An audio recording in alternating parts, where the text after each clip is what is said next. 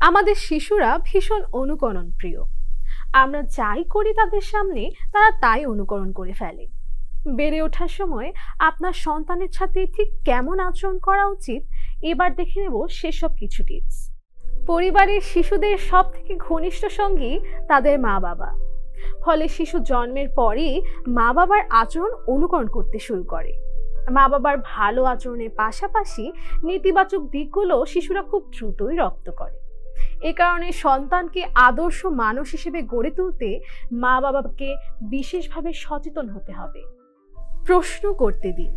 শিশুর বেড়ে ওঠার সঙ্গে সঙ্গে তার মনোজগতে নানান প্রশ্ন উকি দেয়, সেই প্রশ্ন করতে শেখে।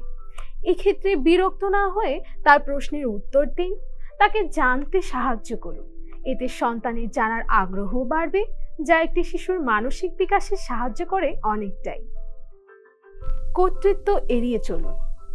বেশিরভাগ মা বাবারাই সন্তানের উপর কর্তৃত্ব দেখাতে চেষ্টা করে, যেটা একেবারেই কাম্য নয়। তাদেরকেও বলার সুযোগ দিন। এটি আপনার শিশুকে বিকশিত হতে সাহায্য করবে। তুলনা করবেন না। অন্যের সঙ্গে নিজের সন্তানকে কখনোই তুলনা করা উচিত নয়। সন্তানের উপর আপনার শতভাগ ভালোবাসা ও বিশ্বাস আছে, এটা তাকে বিভিন্ন আচরণের মাধ্যমে বুঝিয়ে দিন।